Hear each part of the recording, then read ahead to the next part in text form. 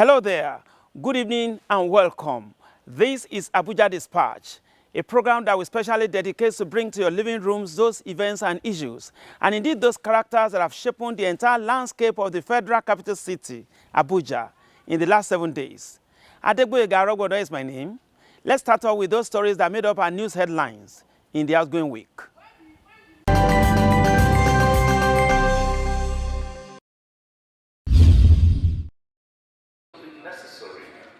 President Muhammad Buhari says his administration has recorded significant progress in the fight against corruption and will continue to evolve fresh strategies to tackle the menace. The president stated these at the public presentation of the book titled One Step Ahead, Life as a Spy, Detective and Anti-Graft Caesar, written by the former chairman of the Economic and Financial Crimes Commission, EFCC, Farida Waziri. President Buhari, who was represented by the Minister of Interior, Rauf Aregbesola, observed that corruption had been a major challenge to governance in the country, adding that his administration remains committed to facing the scourge headlong.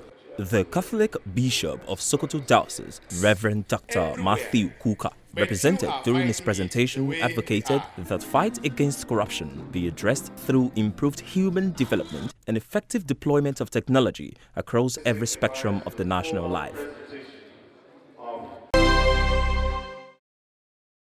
The Nigerian Senate is set to criminalize sexual harassment of students in tertiary institutions. President of the Senate, Ahmed Lawan, gave this commitment during a one-day public hearing on the sexual harassment of students in tertiary educational institutions Prohibition Bill 2019 held in Abuja. The bill, which has killed its first and second reading, seeks to prevent, prohibit and redress sexual harassment of students in educational institutions, proposes up to 14 years jail term with a minimum of 5 years without an option of fine for any educator who commits sexual offences in tertiary institutions.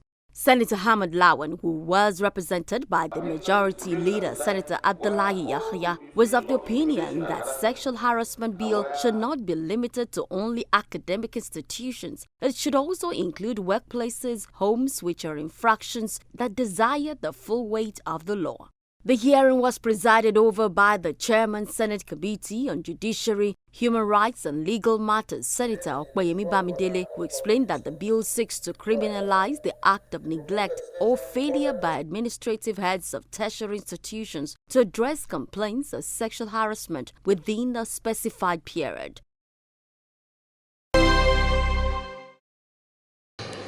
The House of Representatives has expressed displeasure on the management of the Nigerian communications satellite, Nicomsat, for being incompetent following the multiple infractions discovered in their audited accounts. The Chairman House Committee on Finance, Honorable James Faleke, stated these on Monday when the management of Nicomsat, led by its Managing Director Mrs. Abimbola Alale, appeared before it at an investigative hearing into the under-remittance by major ministries, departments and agencies of the federal government. The Faleke-led committee said it discovered the submission made available to it was full of infractions and doubted the professional competence of the accountants who audited the accounts. The committee also frowned at the inabilities of the Board of Management to provide satisfactory answers to most of the questions put on them.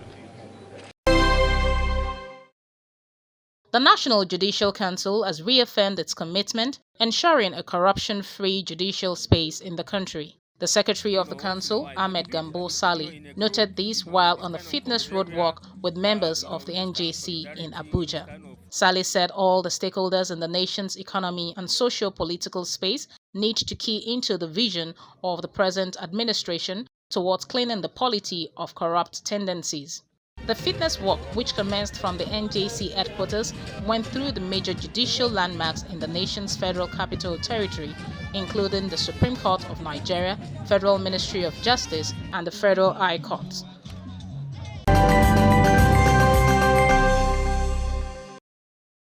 Thanks for staying with us. The provision of affordable and decent housing for Nigeria has been a top priority for successive governments since the nation's independence in 1960. Regrettably, for more than 5 decades, Nigeria is yet to develop an effective and workable housing policy that will enable the country to achieve the goals of its Housing for All policy. Bridging the gaps of housing deficits is the focus of our discourse tonight on Dateline. Join us again.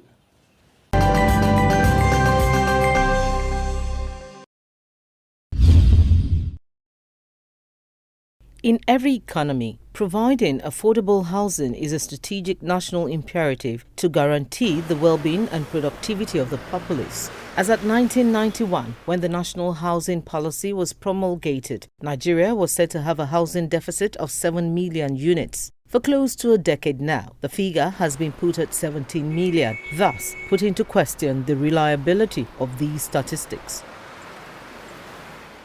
Sadly too, this also applies to the states and local governments. This phenomenon has given rise to unprecedented urbanization resulting from high rural-urban migration, which has created large demand for affordable housing and has given rise to slum population in the urban areas and inadequate infrastructural facilities in the rural settings. If you look at the policy of the last administration of Jonathan, particularly Abuja, they really approved a lot of estates, private estates, to many people. Today, houses are there, no occupant. In Abuja alone, you have a lot of the houses that are in Abuja are more than the population of the people that are really living in Abuja. When Mr. President came on board, we thought he's going to use welfareist system to first of all take care of the poor. There is always a way where the rich can take care of himself. The National Housing Program of the present administration demonstrates a clear commitment and decisive intervention by the federal government to make significant and lasting changes to the sector through the construction of houses in all the states of the Federation under the supervision of the Federal Ministry of Works and Housing on a continuous basis. However, what is obvious is that the deficit in housing requirement is unacceptably high. Despite the various policies and strategies adopted by the federal government aimed at combating the housing problems of the citizenry, not much has been accomplished. Each of those housing constructions, the minimum number of workers you see there is 1,000. Some are 1,900, some are 1,600. So those are people for whom, first of all, the president has hit the bullseye. Not only in what they say in appreciation, but in the objective of ensuring that the most vulnerable people, plumbers, carpenters, masons, welders, electricians, can go back to work. One major problem that had stood against the delivery of adequate housing in the country was the challenge with land ownership. The bureaucracies involved in land acquisition and perfection title poses a considerable difficulty to effective housing delivery, especially in most urban areas. Challenges faced in land accessibility include affordability, availability, and ease of acquisition. Nigeria is estimated as of 2015 to have a housing deficit of approximately 17 million, and it is projected that about 59.5 trillion naira will be required to remedy the gap in the sector. Of all the challenges to the housing sector, limited access to finance stands as a major drawback requiring immediate intervention. The issue with finance can be traceable to underdevelopment in our mortgage industry, as it reportedly generated less than 200,000 transactions between 1960 and 2014. According to the World Bank report 2015, the contribution of mortgage financing to Nigeria's GDP is close to negligible, with real estate contributing less than 5% annual mortgage loans and advances at 0.5% of GDP.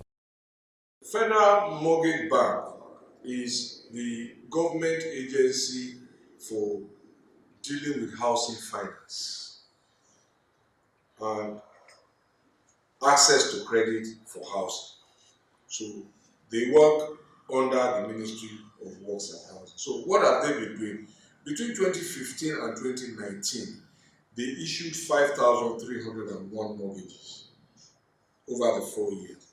But specifically, between August and December, they issued 220 mortgages worth 1.9 billion. So all those who got mortgages got access to credit. Now, as you get access to credit, either to own a home or whatever, you are stepping away from poverty. You are taking your first step onto the ladder of prosperity. There is an extremely low level of awareness of mortgage facilities, their benefits and services provided. Data across the 36 states and the FCT also indicates that people based in rural areas are less likely to consider use of mortgage facilities compared to those based in urban areas. This is both as a result of absence of awareness of the existence of such facilities and earning capacity of the rural populace. The above challenges notwithstanding, with targeted and specific reforms, mortgages can become a viable option to resolve the housing deficiency and ultimately improve the state of the economy. A starting point for this sort of development will include, as of necessity, amending the Land Use Act to adequately address the aforementioned challenges, facilitate ease of approval processes, and act as a pivot for development.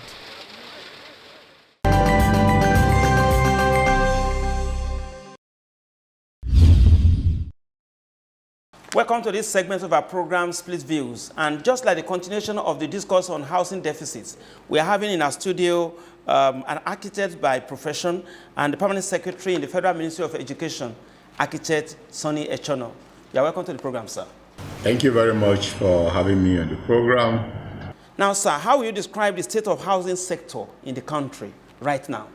As you will know, the housing condition in Nigeria is one that is bedeviled with a number of challenges. We have issues about inadequacy of housing, especially for the lower income group in the country. We have issues of inadequate infrastructure, even when the houses are available. The services that will make it easy for you to utilize or enjoy the houses are sometimes not there. We're talking about things like access to direct power supply, access to potable water, efficient sewerage and drainage systems, and so on and so forth. Then there are the issue of the distribution of housing. In some locations, we have oversupply of housing or oversupply of house types. For example, you go to many parts of Abuja or some aspects, some areas in Lagos, and you're going to see so many buildings unoccupied. Yet, there are millions of other citizens who are either sharing, living in squalor, sharing inadequate accommodation, or we have overcrowding, even in the cases where the houses are available. So it's a multifarious problem, and on the whole, as a country, we'll have to address this through various mechanisms of doing so. Now, sir, when it comes to housing deficit, many people have been saying that it's a responsibility of the government and the private sector. But at what point do you think the private sector should take it up from the federal government, now that we're having this deficit nature in the country now? Thank you. The role of the federal government in housing provision have always been creating an enabling environment for the private sector to thrive, and also looking at the vulnerable segments of the society. A private developer is a businessman. His primary aim is to make a profit.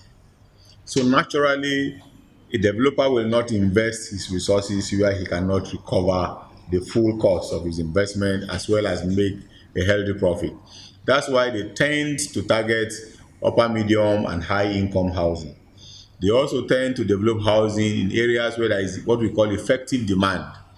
Not only the demand for the houses, but the ability to pay for those houses. So they target the major cities, Abuja, Lagos, Port Harcourt, and so on and so forth.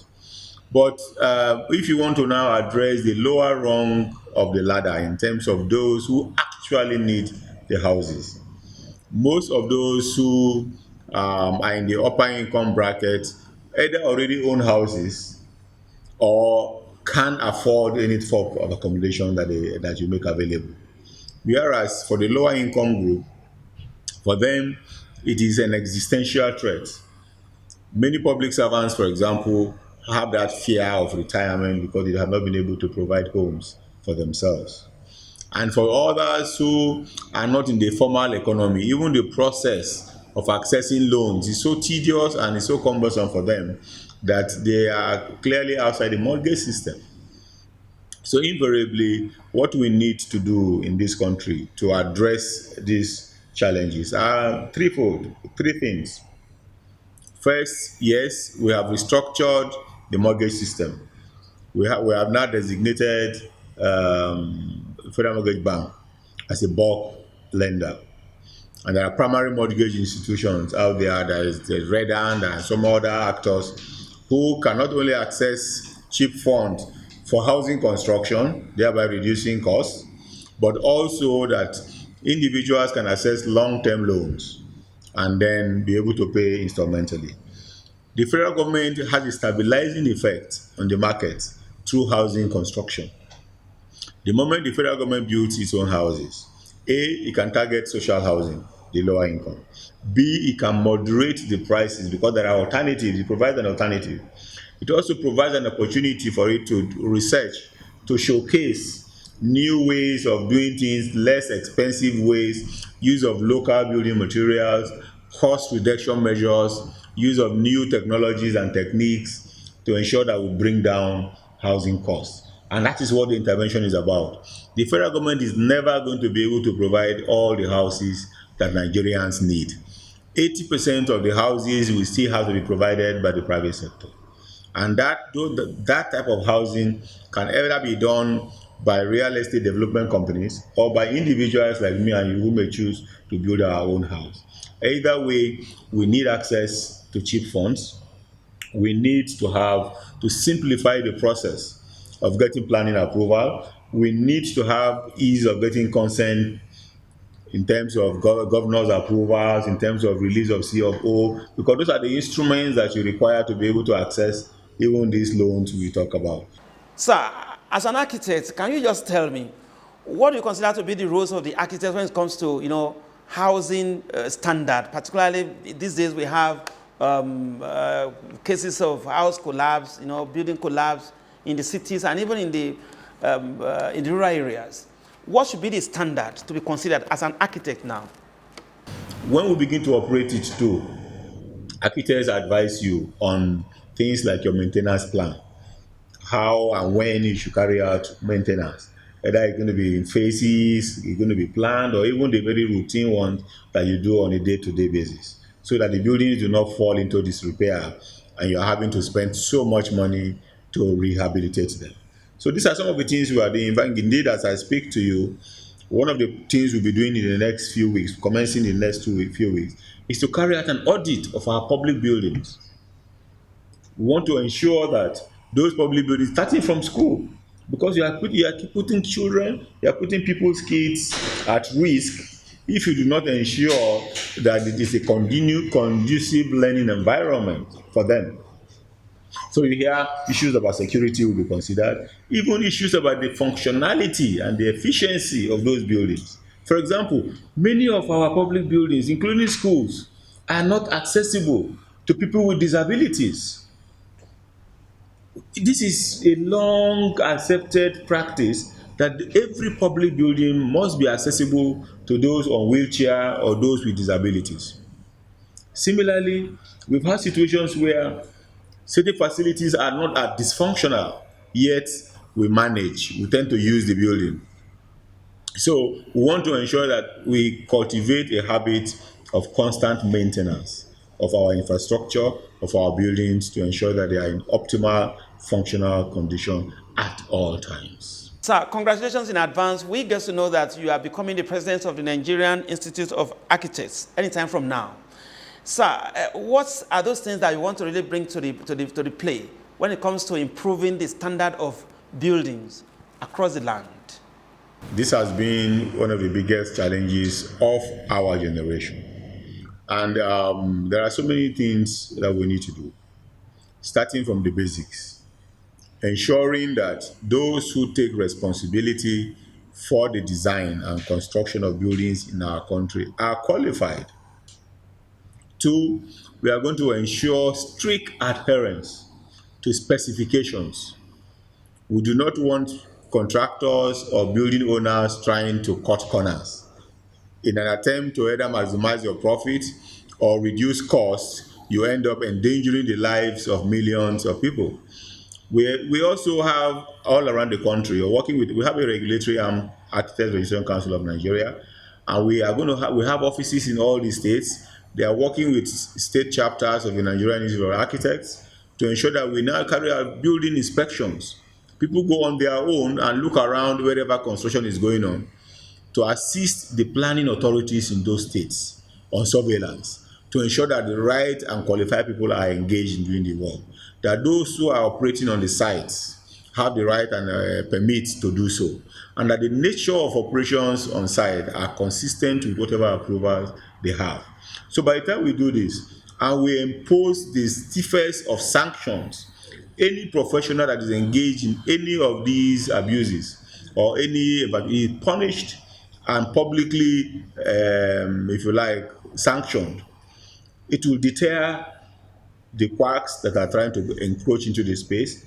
It will deter the laziness that is creeping into people now offering their stamps, for example, for people to stamp on their behalf without having actually going through the design process. So in-house, we have set some very high bar and strong rules against our members. But we know that in nearly every case, there's only one or two cases where one engineer, another one maybe another architect. Otherwise, in all these cases you see, these are quacks or people who, even when they have gotten a good design, when it comes to construction stage, they will dispense with the professionals who do the design and say they can now handle it. They go and take a quack who calls himself an engineer who has no qualifications to supervise the project for them, and it is only when these events happen that the whole country is agog. But we take the blame. So we are taking the bull by the horn. We are seizing the initiative and ensuring that we do not have people out there who is giving our professions a bad name. Architect Sonny Echono is the permanent secretary in the Federal Ministry of Education in Abuja here, and he has been our guest tonight. Thank you very much for coming, sir. I thank you very much. Thank you.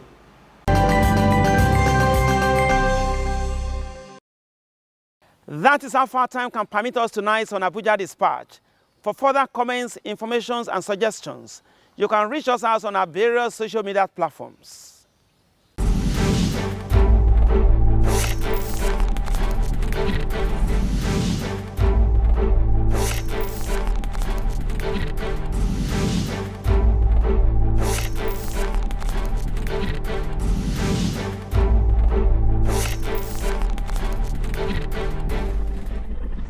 Thank you for joining us tonight on Abuja Dispatch. A week from now, we'll bring you another refreshing package. Same time, same station. Adegboyega Arogbodo is my name. Have a good night.